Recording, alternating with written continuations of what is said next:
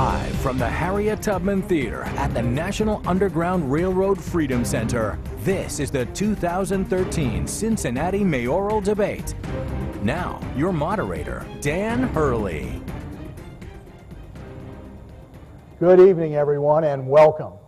For the next hour, the two people who want to be Cincinnati's next mayor will be answering a lot of questions and attempting to gain your vote on Election Day in November 5th. It's our hope to cover a lot of topics and shed some light on these two candidates, their positions, and look at what their decisions might be if they are elected in the future. Before we begin, we want to express our gratitude to our sponsors. First of all, our host here at the National Underground Railroad Freedom Center. We also appreciate the assistance of the League of Voters of Cincinnati area, and thanks also to the Enquirer and, of course, Local 12. Before we begin, bring the candidates out, we want to tell you a little bit about them.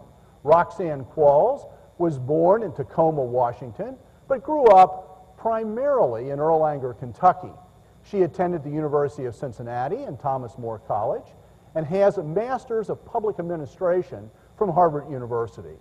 Before entering public life, she worked for the Northern Kentucky Rape Crisis Center, Women Helping Women, and Ohio Citizens Action. She was first elected to Cincinnati City Council in 1991, before being elected mayor, serving 3 terms from 1993 to 1999. She returned to council in 2007 and has served as the vice mayor since 2009. She also works as a realtor here in town. Qualls is 60 years old. She and her husband, John Gunnison Wiseman, live in Over the Rhine.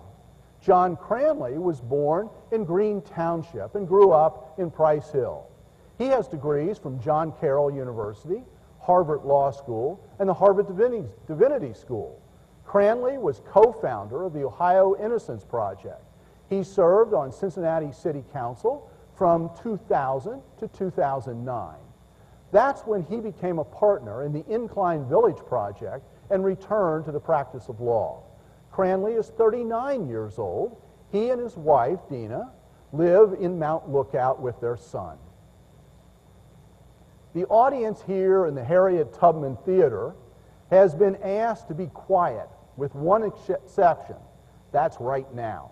Please join me in welcoming Roxanne Qualls and John Cranley.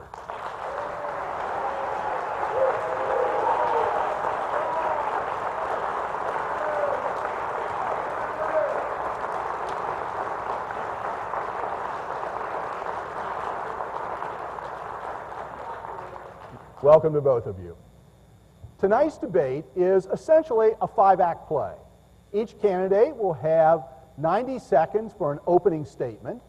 That will be followed by questions from our panel of journalists, and as well as some questions sent in to Local 12 at local12.com.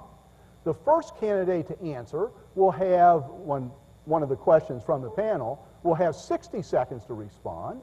The other candidate will have 90 seconds, and then the first candidate will get 30 seconds to rebut.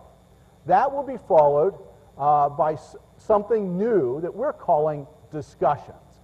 5 minutes for each panelist to question the candidates less formally. That will be followed by more questions sent in by you. There will be 90 seconds each for a closing statement. We are pleased to have an excellent panel ready with lots of questions. Tonight, they are the Enquirer reporter, Jane Prendergast, Lincoln Ware of AM 1230, The Buzz, as well as Star 64, and Local 12 news reporter, Jeff Hirsch. The order of the candidates' opening and closing statements was determined by a coin toss. The Qualls campaign won and elected to go first. Ms. Qualls, you have 90 seconds for your opening statement. Like you, I love Cincinnati. I started my career in public service working for 2 crisis centers that served women and children who were victims of domestic abuse and sexual assault. Later, I worked as a community organizer in neighborhoods working with residents as they work to protect their families and neighborhoods from pollution. Later, I became mayor of the city of Cincinnati, and when I was mayor, I led the effort that put in place the basic infrastructure and master plan for what we now celebrate as the Banks and Smale Riverfront Park. We cut in half Fort Washington Way and reconnected downtown to the riverfront. We lobbied the state for TIF districts that has resulted in so much investment that we celebrate. And we built 2 new stadiums that retained our major league ball teams. We accomplished many things that some people said we couldn't do, we couldn't afford. Some people even opposed at the ballot box. But now it is very difficult to find people who oppose those things because we celebrate them as our success. Since returning to council in 2007, I have focused my efforts on helping neighborhoods revitalize by investing in projects that bring jobs, businesses, and people back into our communities. We are seeing success, but more needs to be done. And now I am running for mayor because I have a bold vision of a growing Cincinnati with a vital city center surrounded by thriving neighborhoods, a place where our children want to stay and other people's children want to come. Thank you. Mr. Cranley, you have 90 seconds for your opening statement. Thank you so much. I love Cincinnati. This place that has done so much for me and my family. My wife Tina and I are raising our son Joseph here because we want Cincinnati to be even greater than the one we grew up in. I'm proud to say that when I was on city council, I led a bipartisan coalition to put more cops on the street, more firefighters on the street. And we put together the policies and partnerships in place that created the Banks Project, revitalized Fountain Square, made the money available for Washington Park. And as good as this progress has been, I think we've got to get better faster, because we're in a regional competition now, and if we don't get better faster, other areas will pass us by. We have 3 obstacles. The streetcar, we cannot afford. We cannot afford it. Second, the parking meter privatization deal is bad budgeting practice, it's bad for neighborhoods, it's bad for business, and we have neighborhoods in a budget crisis that hasn't been resolved. I've been a leader in the nonprofit sector. I started the Ohio Innocence Project, which with DNA evidence has exonerated 16 people with the use of DNA technology. In the private sector, I made something happen in one of our great historic neighborhoods, Price Hill, and revitalized that area with new jobs and new restaurants. I have the judgment to know the difference between good ideas, revitalizing downtown, and bad ideas, streetcars and parking deals that will be paying off for decades to come. And I believe that I have the right diversity of experience in the public sector, the private sector, and the nonprofit sector to get this city moving even faster. Thank you. Now, the first question of the evening comes from the panel. Enquirer reporter Jane Prendergast, and it will be directed initially at Roxanne Qualls. Hi, guys. We wanted to start a little bit with your view of public service. And Roxanne, in your meeting with the editors at the Enquirer, you had said that holding public office is a spiritual thing for you.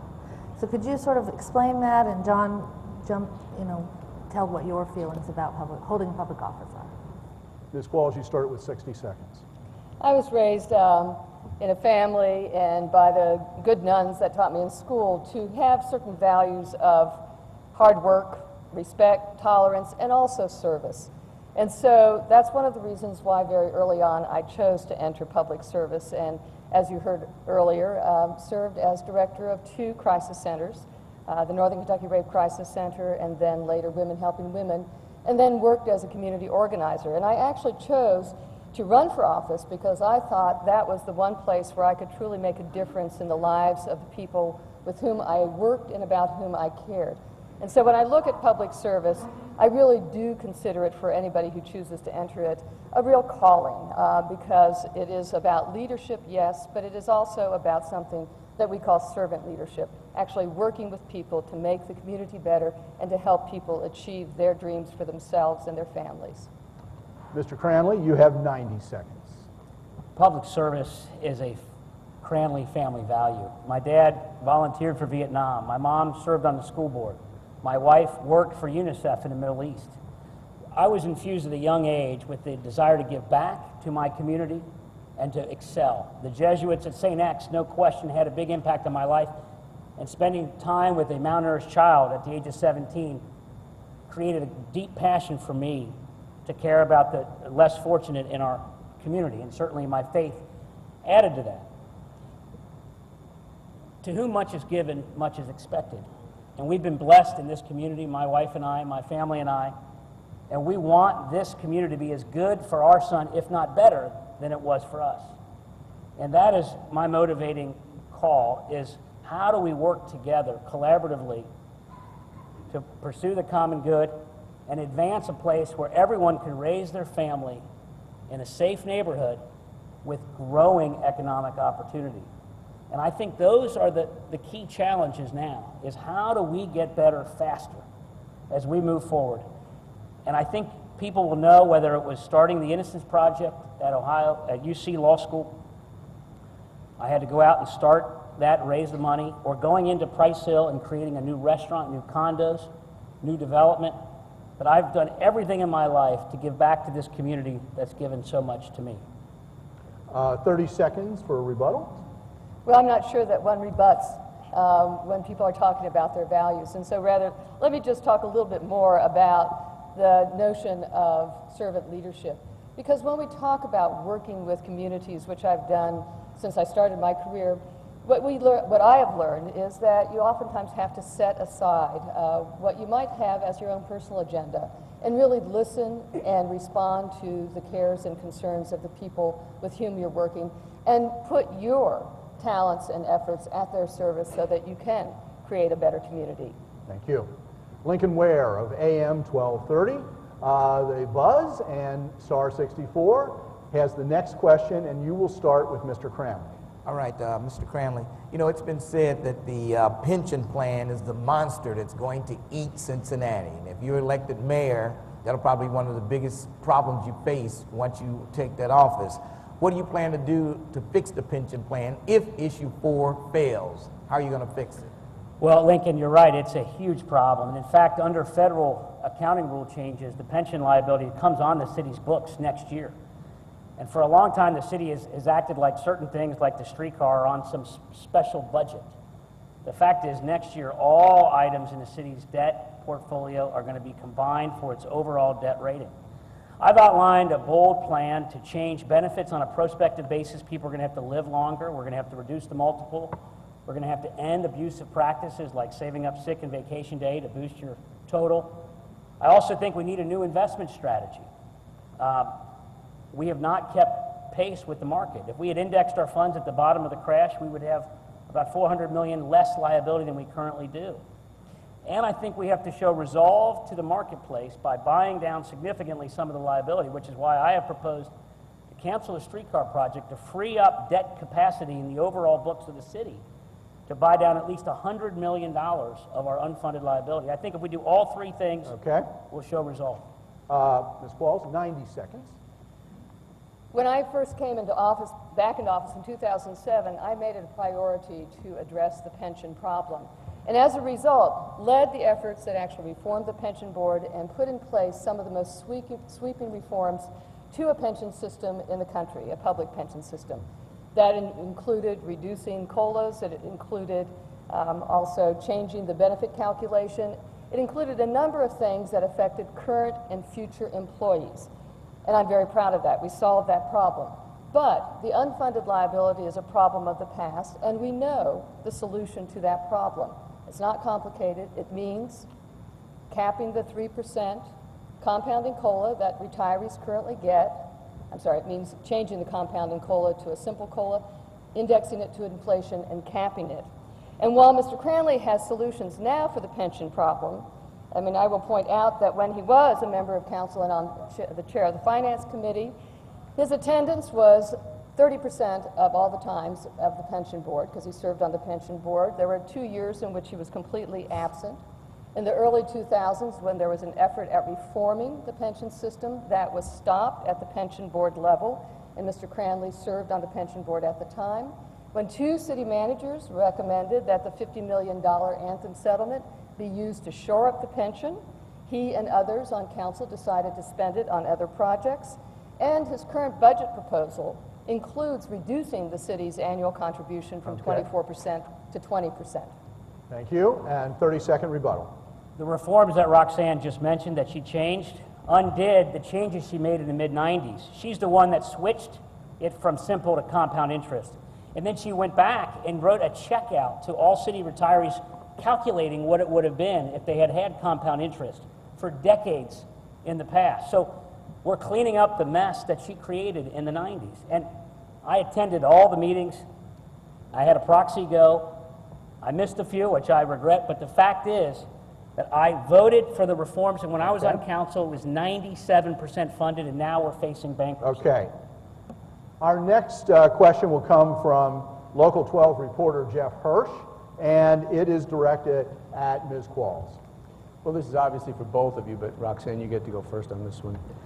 Is there anywhere in the city where you are afraid to walk alone at night? Please be specific. When I was mayor, I walked throughout all the neighborhoods of the city of Cincinnati. When I have campaigned, I have walked throughout all the neighborhoods of Cincinnati.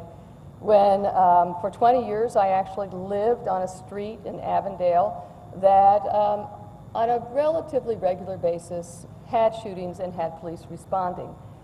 My response to your question is no, there is not a street in the city of Cincinnati that I'm afraid of walking. Now, are there streets that are unsafe? Yes.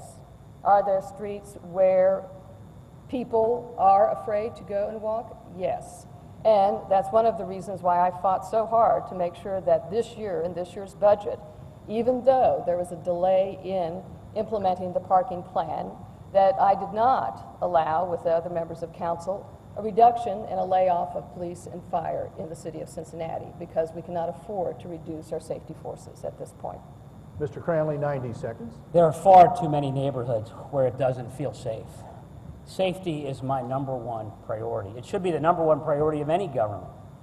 I'm proud to say that the police and fire associations have endorsed me and my campaign because they know that I'm going to prioritize police and fire. They know I'm going to prioritize putting cops on the street. You know, my parents were the victims of a home invasion a couple years ago. Just last week, there was a holdup at Graders. I take my son to Graders on a regular basis. That's not the way the city's supposed to be. That's not the way it was when I was a kid. We need to reprioritize public safety. The fact is, under my opponent's leadership, police and fire have been threatened with layoffs every single year for 4 years. When I was on council, we added cops and firefighters to the street. We never once threatened layoffs. Why? That's inconceivable. It's unthinkable in my value system that we would not prioritize our first responders so that when you, listen, God forbid, if you have a heart attack or something and you call 911, you need that fire ambulance there. We have brownouts now on a daily basis because our fire department has been defunded. And in several of our districts, you cannot get an answer to a 911 call for an hour on a regular day. This shows that the current leadership has deprioritized public safety. The police and fire unions are supporting me because they know that I will put safety first. Ms. Qualls, 30-second rebuttal. I have prioritized public safety, and that's one of the reasons why both in 2010 and this year, there were no layoffs to police and firefighters.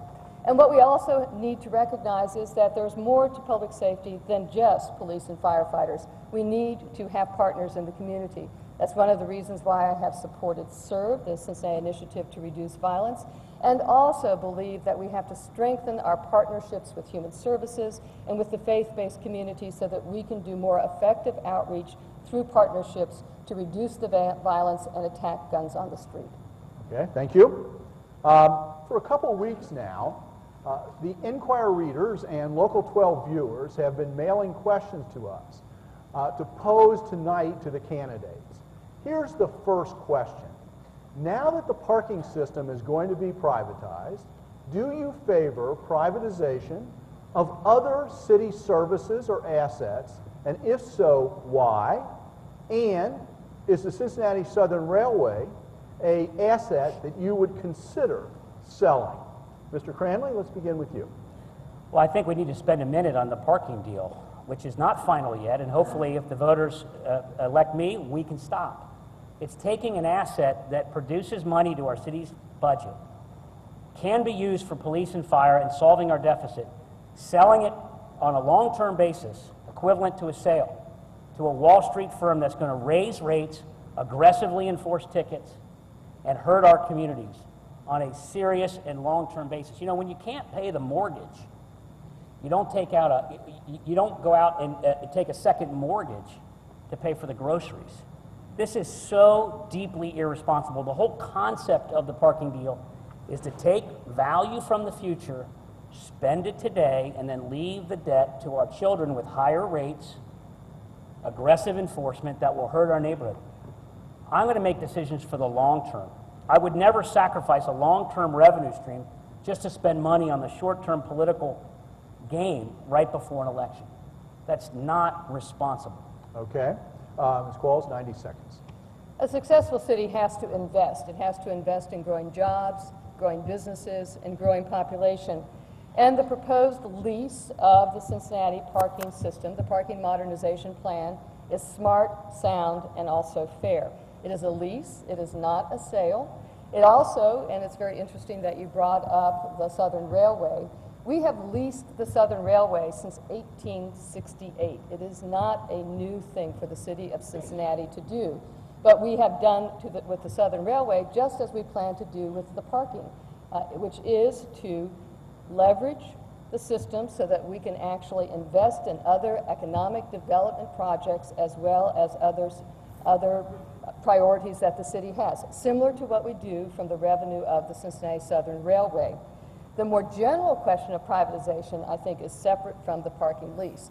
And what I support is looking at ways that we can improve efficiency in services through shared services with the county, with Cincinnati Public Schools, other political jurisdictions, actually improving our own internal operations so that we invest in technology and reduce our overhead and costs.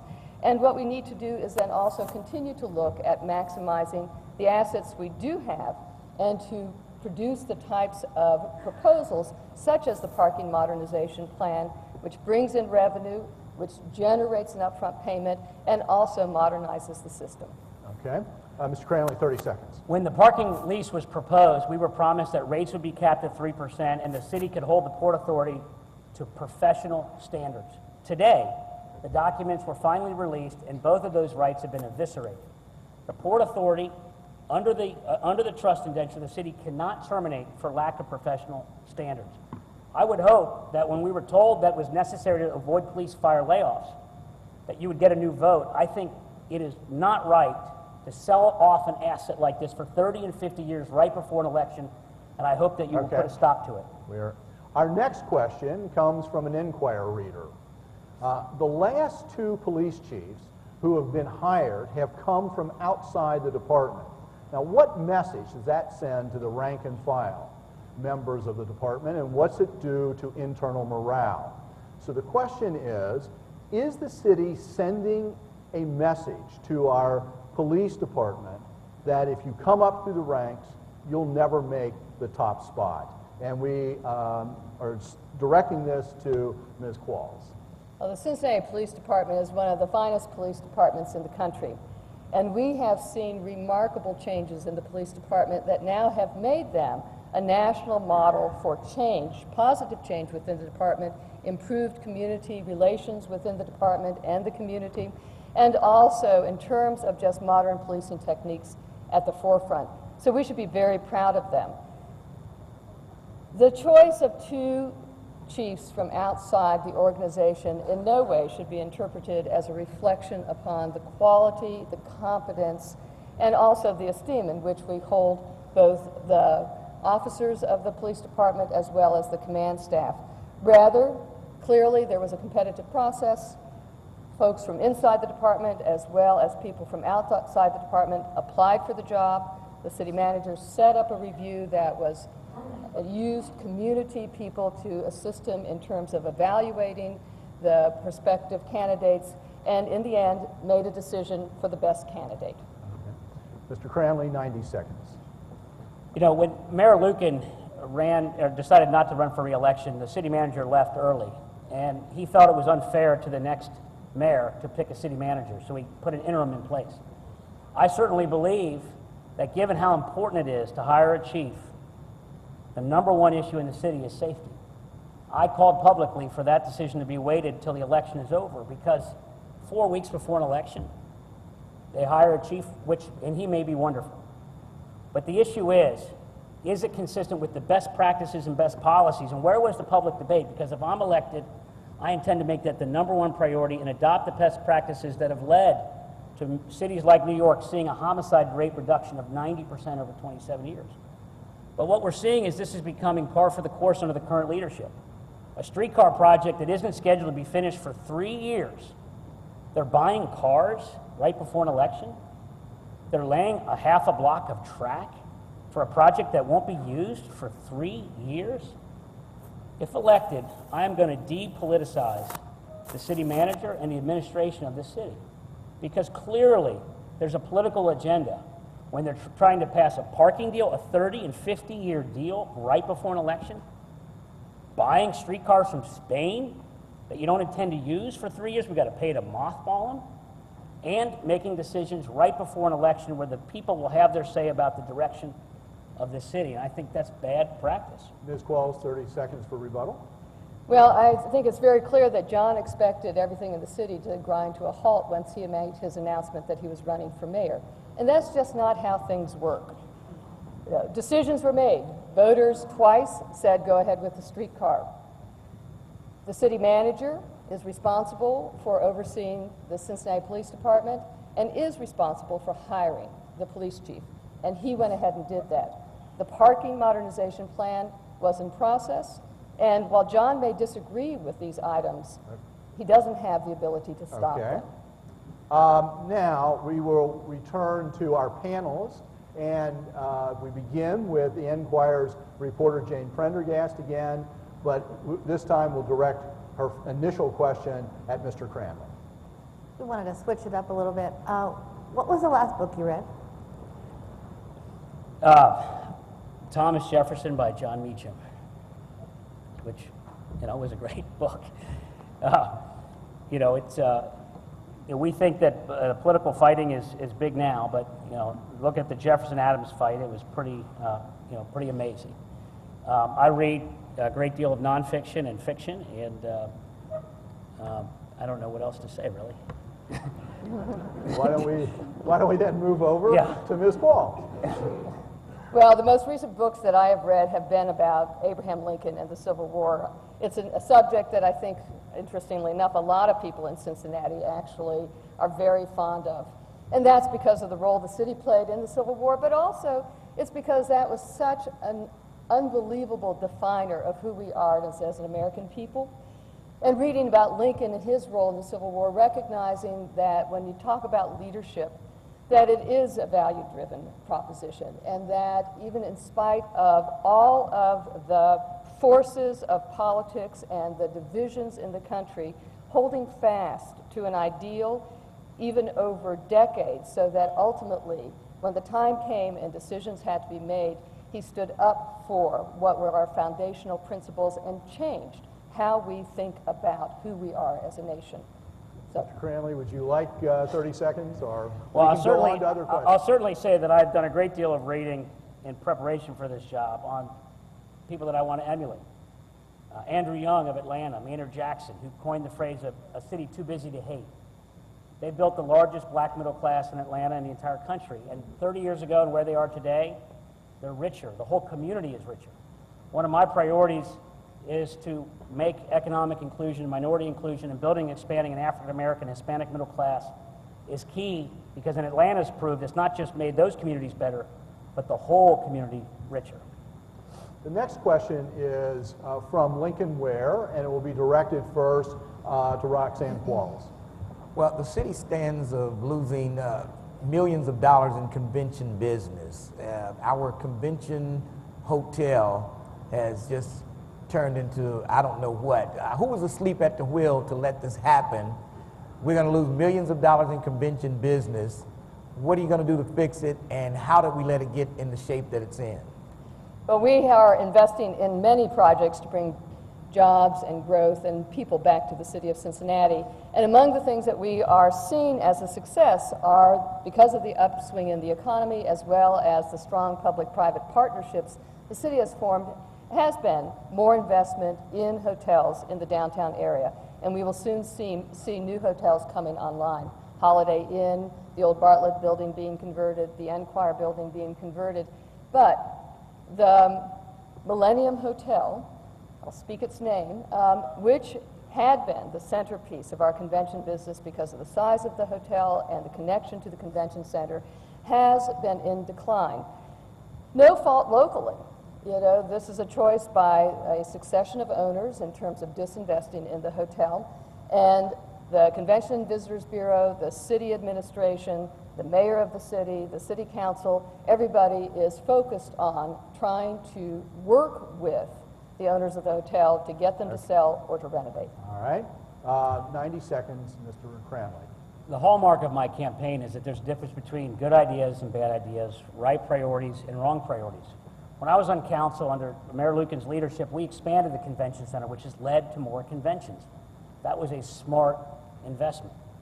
I led the effort to put the partnerships in place that created the money available to create the public infrastructure in the banks and the Riverfront Park, and the tax increment finance dollars that made Washington Park possible. These are the right public-private partnerships that have worked, and I led the effort to help revitalize Fountain Square. But these are delicate wins, and downtown's got some great momentum right now. We should finish the Riverfront Park. But my opponent took the money that was in the Banks TIF that I created south of 4th Street and put it into the streetcar. Money doesn't grow on trees. As President Kennedy said, to govern is to choose. We got to decide what's the best investment for scarce resources. The public-private partnerships with 3CDC that is revitalized over the Rhine? Yes. $150 million to take a train from the ballpark to Findlay Market? When you know you need another $250 million to go to Clifton, and there's no money identified for that, and it comes with at least a $4 million a year operating deficit?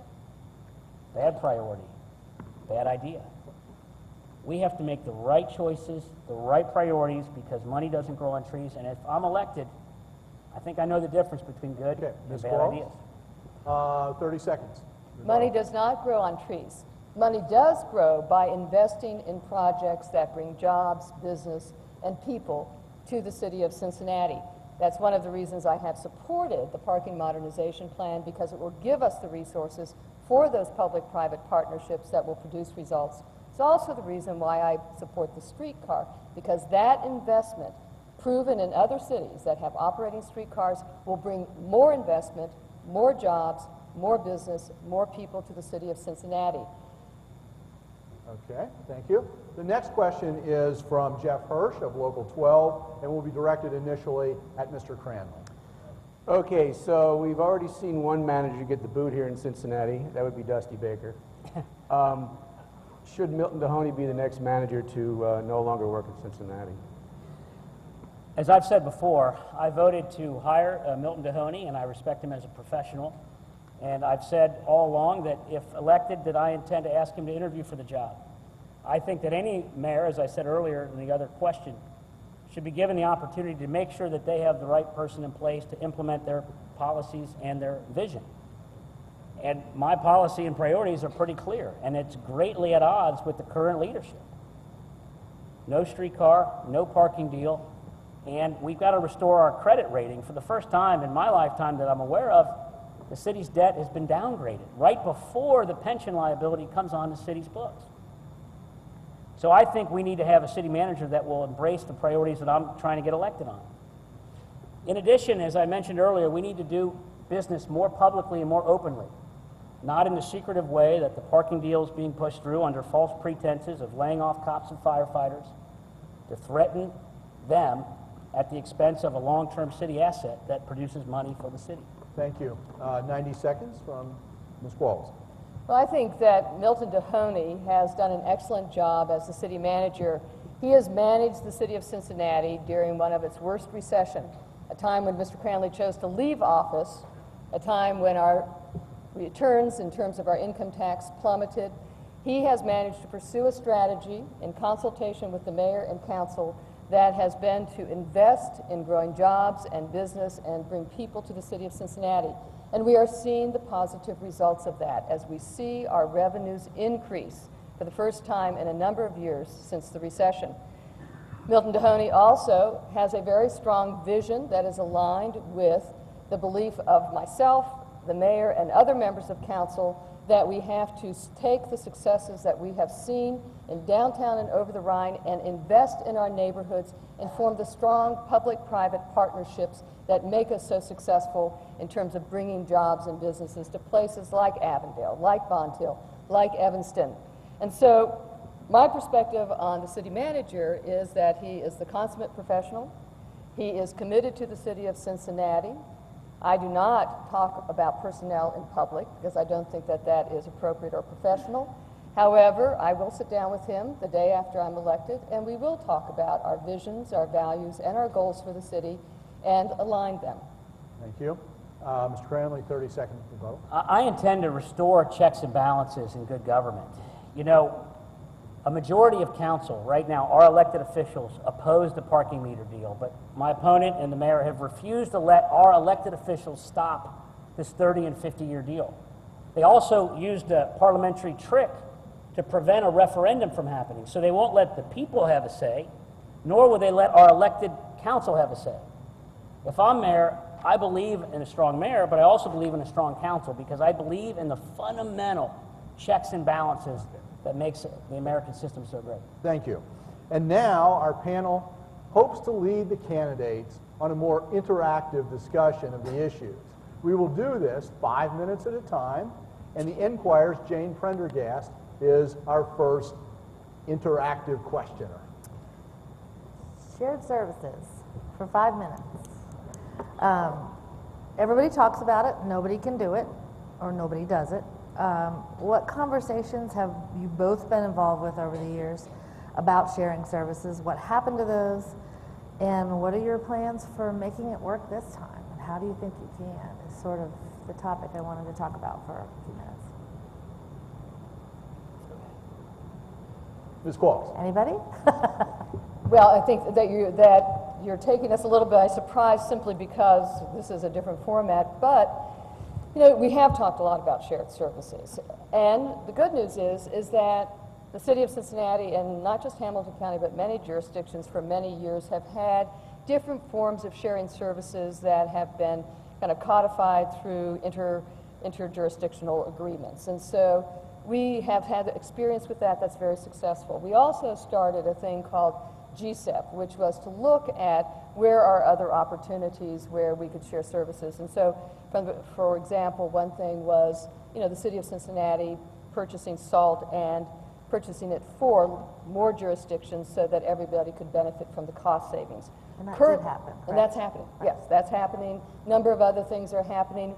Right now, we have successfully concluded discussions with the county, and we'll be announcing a joint building permit center with the county and the city, and that's going to be on Central Parkway where the city currently has its permit center. So, you know, those things we've had some experience with, they're baby steps, but we need to actually look at more substantial and more substantive issues in terms of shared services. And If I could jump in at something, yeah. Well, feel free. Thanks. 3 points. The business community, private dollars, paid for a shared services commission. And a year ago, it was stopped because the city decided to pull out of the negotiation. And Councilman Sittenfeld introduced a motion to override that decision because shared services is good for the taxpayer. And my opponent refused to let that come up for a vote. Second, MSD. We have $3 billion worth of sewer work that has to get done. Our sewers are polluting our underground railway. This is an essential project that only the government can do. And my opponent passed legislation that pick a fight with the county, and now no work is getting done. And the sewers are owned by the county. And if they'd applied those same rules to the streetcar would be $10 million more expensive. We should be collaborating with our county to fix the sewer problem. That's something I believe in. You may not ride a streetcar, but you got to make sure that toilet flushes. Important service for everybody. And lastly, we need to be collaborating with a unified effort in DC and Columbus to get the I-71 Martin Luther King interchange funded, to do Brent Spence. Right now we're divided on what our priorities are in Washington and Columbus. Those weren't really shared services, though, MLK and some of those. I mean, are there services that you would share or think that you could pitch to other communities to buy them, or? Well, a number of things. One is that when we're looking at shared services, we have to, from the city of Cincinnati's perspective, also look at what is it that we do well and could actually benefit other communities by providing. And so very clearly, when you look, for example, at the Cincinnati Fire Department, the first professional fire department in the country, we're all very proud of it, but they actually, in terms of the locations of firehouses, have the ability to actually respond to fires in others' jurisdictions. And I know that Chief Braun is committed to having discussions with other jurisdictions that begin to lay the groundwork for, is there a more efficient way for responding to emergencies while at the same time saving taxpayer dollars everywhere. And I know that the Cincinnati... I'm aware that we only have about 45 seconds left in this. And the Cincinnati Fire Department is so looking at that, Greater Cincinnati Waterworks, another exceptional organization. Can you all both make this happen, though? Absolutely. Can you make it happen? Absolutely. I think what it is that it's very clear that I am committed to shared service. I authored the motion to establish the Shared Services Commission. I think we need to hear I've from already talked to the commissioners, all three of them, Democrats and Republicans, have all agreed to reestablish the Shared Services Commission that was canceled a year ago, which shouldn't have been canceled. If it was still working, we could see some savings and more efficiency for the taxpayer. I will immediately reconstitute that commission, and I hope to get to work on it as soon as I'm elected. Okay, let's go to our next questioner, who is Lincoln Ware. You know, for years and years, the African-American community has complained about we don't get our fair share of the contracts and the jobs when it comes to city contracts. This memorandum of understanding that I believe you signed, John, did you sign it, Roxanne? Did you sign that memorandum of understanding? With whom, Lincoln? I think it was with the African-American Chamber, I believe they had that.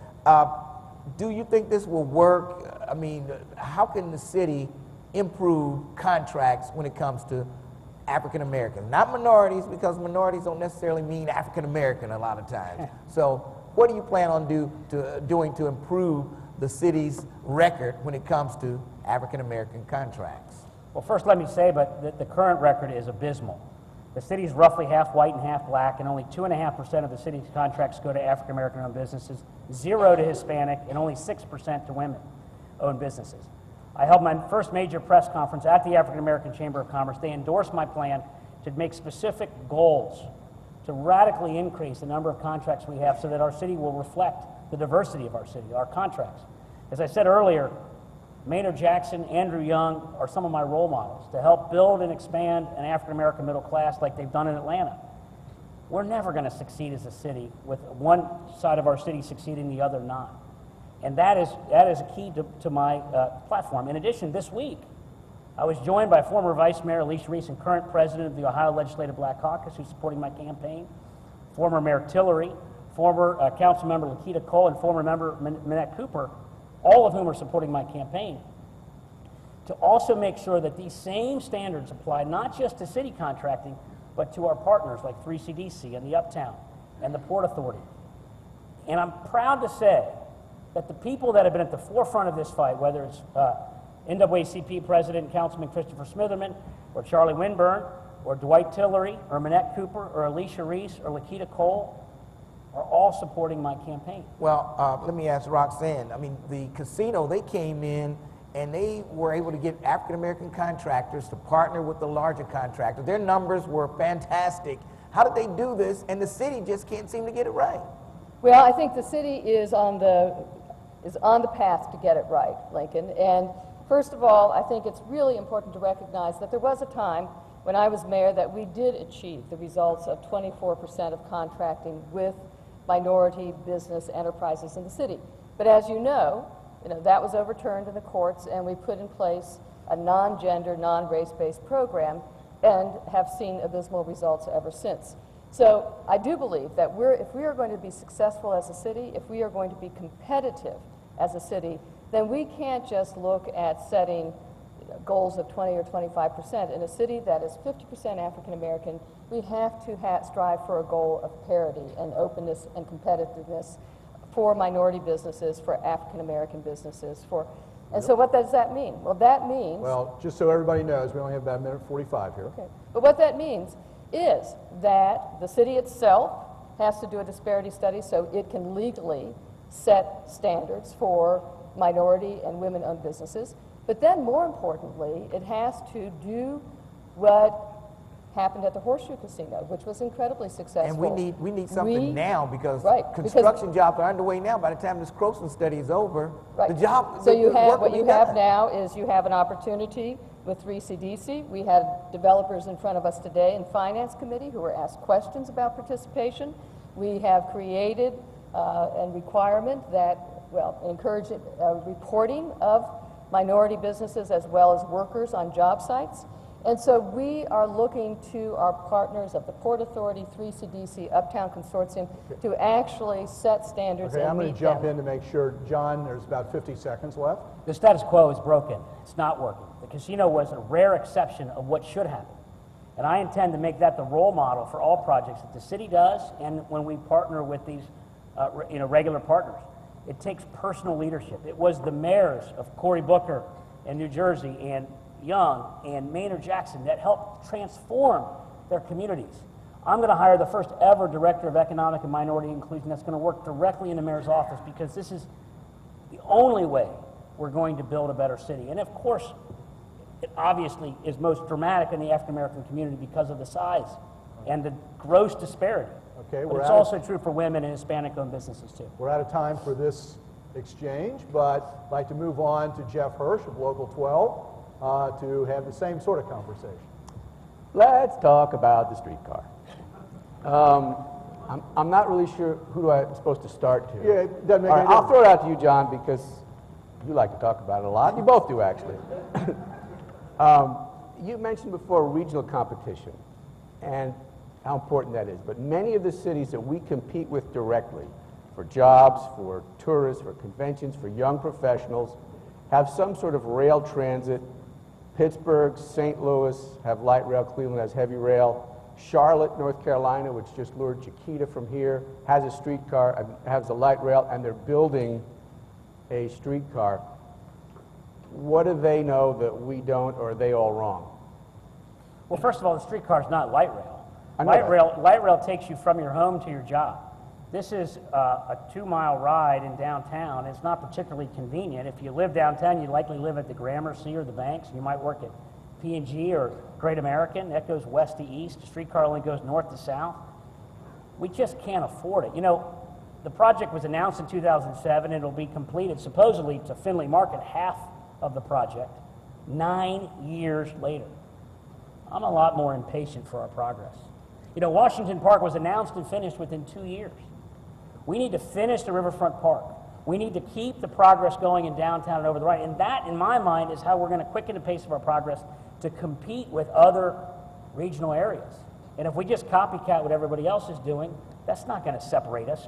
What separates us now is the new vibrancy in the Gateway Quarter. What separates us now is the beginning of an awesome park. Let me jump in and ask Roxanne, because you're getting into the same geographic area. And one of the arguments for the streetcar is that it would help economic development. And yet we are seeing, in just the very areas that John mentioned, in over the Rhine, we're seeing a lot of development, no streetcar. So why do we need it? That's part one of that question. And the other part to that is, it will have an operating deficit, whether it's $4 million or something. No transit makes money. So do we need it when we're having this economic development in this corridor? And even if we get it, how do we pay for it? Where's the money come from? Well, first of all, we are all impatient for progress, and the streetcar would be up and running if it weren't for the fact that there were 2 ballot initiatives that tried to derail it, both of which were defeated. The voters supported it, so we are moving forward. And then Governor Kasich pulled the rug out from under the city, and that set us back. And so, you know, John Cranley's recent admirers in Coast, our local Tea Party, have been at the forefront at trying to stop the streetcar. But what we know about the streetcar is that, just like every journey of 1,000 miles begins with the first step, so building a streetcar system that actually serves a larger area outside of downtown and over the Rhine begins in downtown and over the Rhine, and eventually will go to Clifton and other areas as its success is proven. Every single city that has an operating streetcar on the ground is either in the midst of expanding that system or has plans to expand the system because it is successful. And when we talk about being competitive, it is important to understand that as we are looking at the market shift and people wanting to live in urban centers, and we talk about attracting young people who will work in some of our leading companies, We have about a they minute and a half want left. a certain lifestyle that is not dependent upon an automobile. And so the streetcar is part and parcel of making downtown, over the Rhine, the communities of Uptown, Clifton, Mount Auburn, Avondale, Corryville, Okay. actually competitive. Let's get John back in. You know, when you're in a hole, the first thing you do to get out of it is stop digging. We have a budget crisis. People aren't going to want to come to this city to invest jobs and grow businesses if they think that our credit's been downgraded. The streetcar adds $4 million minimum on forever when we can't have enough money right now to put enough cops and firefighters on the street. We just can't afford it. And by the way, my opponent says that if she's elected, she's going to spend more money on the streetcar, taking it even further.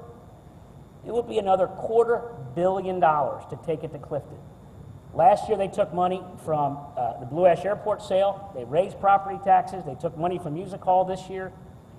The next 8 years, if she's elected, every 6 months, you're going to read another story about robbing Peter to pay Paul, to keep putting money in the streetcar, and keep raising property taxes, and keep defunding the basic services that we need to attract people and to balance our budget in a way that will be attractive to Roxanne, we business. have 15 seconds if you want to say anything. Well, John, as usual, is long on rhetoric and really short on facts. What we know in terms of streetcar investment and also streetcar cost is that no transportation investment goes unsubsidized, whether it's the highways, whether it is public transportation, whether it is the streetcar. Okay, We've we need to identified move the on. sources to fund it. Okay, that's all the time we have for questions, and we move on now to closing statements. Each candidate gets 90 seconds, beginning with Ms. Qualls. Thank you. This election is about the type of city we want Cincinnati to be in the future. It is a choice about continuing the progress we celebrate or pulling back because of fear and doubt. It's a choice between one candidate who has spent a lifetime proving this city's doubters wrong and another candidate, my opponent, who chooses to be the voice of the doubters of the city. We cannot cut our way to prosperity. We must invest. And of course, success is never guaranteed, but Cincinnati has a track record of investing in people and in development that brings jobs and that allow people to support themselves and their families. So who leads this city for the next 4 years is of critical importance. I believe I will be the leader who will continue the forward movement because I have the judgment, skills, temperament, and experience to bring people together around a shared vision. I also have the toughness and the persistence to overcome the doubters. We are building a city for the 21st century that can compete globally for jobs, for business, and also for people. We are building a city where every resident, black, white, brown, can actually participate in the prosperity that our success is bringing. Please join me on November 5th and vote for me as mayor of the city of Cincinnati so that we can continue the progress. Mr. Cranley, 90 seconds, closing statement. Thank you. And first let me say I think the city's lucky to have two people in this race and my opponent who has given her career to public service, and I honor that. The question's about what we're going to do with the future. And I think we have two choices. Priorities that I think are going to derail our progress, the streetcar, the parking privatization, a budget mess that goes unanswered, or the priorities that I think people care about, basic services, police and firefighters on the streets, paving roads in our neighborhoods again that have been deeply and deeply neglected.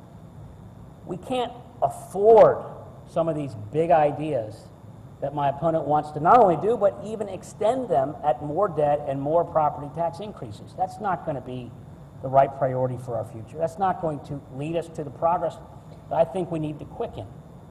What I'm going to do is invest in jobs and job training and basic services. I pledged to try to tackle poverty, reducing it by 5% over my first term, and build a city that has the diversity that reflects the richness of our culture and our community. I know that we can do this. I believe in this Cincinnati because Cincinnati has done so much for me and my family. I decided to start a nonprofit to help innocents in prison and got 16 out with DNA. I revitalized East Price Hill with a new restaurant and new condos and apartments that are revitalizing our historic neighborhoods, diamonds in the rough. And that is a role model that can revitalize this whole city. Thank you. I ask for your vote. Thank you. That wraps up tonight's debate. Our thanks to the candidates for their participation, that you can make better decisions, better informed decisions on November the 5th. Thanks to our panel, Jane Prendergast, Lincoln Ware, and Jeff Hirsch. And our thanks to the sponsors, our host here at the National Underground Railroad Freedom Center, the League of Women Voters of the Cincinnati area, whose volunteers, by the way, have been keeping time all night. You haven't seen that. Our friends at the Enquirer and Local 12. We'll be following these and many other campaigns right up through the election on Local 12 Newsmakers. We now see it every Sunday morning at 6 a.m. or on Local 12 or at 10:30 on the CW, and then the shows are streamed to our website. Our thanks to the audience here in the Harriet Beecher Tubman Theater at the National Underground Railroad Freedom Center, and have a good evening.